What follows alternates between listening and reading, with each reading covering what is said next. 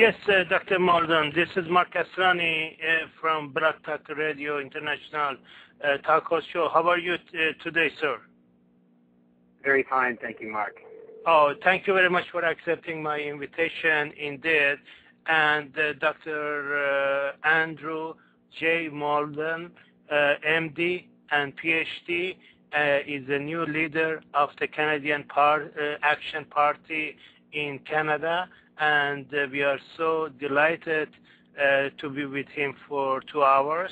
And we are going to go to a lot of subjects with him, and also, we have had already interviews with previously last couple of months ago with the Connie Fogal, and also we had interviewed with one of our person from Danforth. I forgot his name right now. We had 2 segments with him too regarding North American Union. But I would like to convey my appreciation and welcome you to Mark Asrani show. I give you the floor, and please tell for our listeners that what is the North American Union and what we can do to stop it, please. Certainly. Thank you again, Mark, for having me on your show. My decision to move my interests towards more of a political realm rather than focusing in my core background training, which is medicine and the sciences, this sort of came about by my recognition that not only the issues that we're facing in healthcare, but in the national sovereignty across the board is under direct subversive threat by an elite group.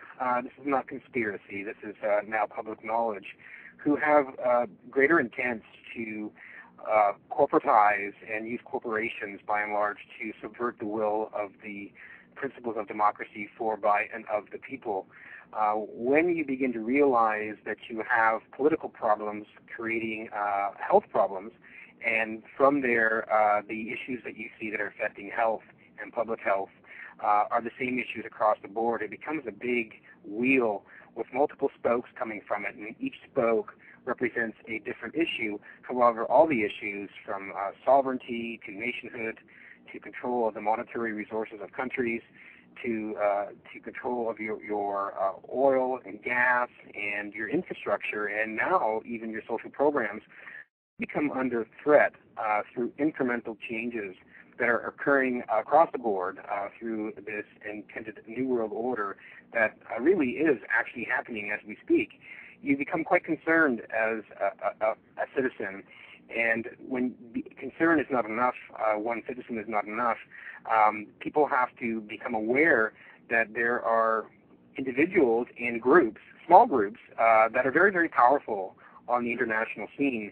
And their goals for society in terms of linking it together into this New World Order, of which a proposed Union of North America is but one, you really have to stand up, stand forward, and by and large, the only way to defeat such intentions, which basically are designed to enslave us, pretty much, is to come together and bring awareness to the populace, because an educated, informed population is the only means by which we can prevent going into the state of stopping straw for Pharaoh, and we don't know who Pharaoh is anymore. Exactly, indeed. I'm with you 100%. Actually, before I, talk to you, I called a lot of your 800 numbers on your website, and some of them were not working, but some of them work, and I got some numbers from. Finally, they want zip code because, the zip codes in Canada is different. So I just made up some zip code anyway. So finally, they give me some numbers for Canadian Conservative 613 area code. I will, after the show finish later on, I will, or tomorrow morning, that would be my top priority, call them and tell them to stop the North American Union. for sure. And so basically, I gather information that basically they're part of the elites from all over the world gather to each other, and then they decide what they want to do, or they create wars, or they want to unify certain part of the world together first. And then actually we had the interview with the worldgovernment.org about 3-4 weeks ago with Gary Davis. I don't know if you're familiar with him. He went and he already issued world passport and world ID card, etc. too. And we talked to him for two times actually. And then we brought Joan Vion. I don't know if you're familiar with her. And she is totally against of all these things. She attended all the all the groups, United Nations meetings, and then she brought all the information for us as well. That what they're up to. Exactly that's what you're saying. To compliment you, So it's this. Can you go more in details from when they decided that North American Union will be going towards, first I think it was NAFTA, I believe, and then it went further and further and further. Right now the Mexican trucks, I believe they can come up to Canada. Am I right? Well, we are all praying for success in Texas because the Trans-Texas Corridor is part of that whole process.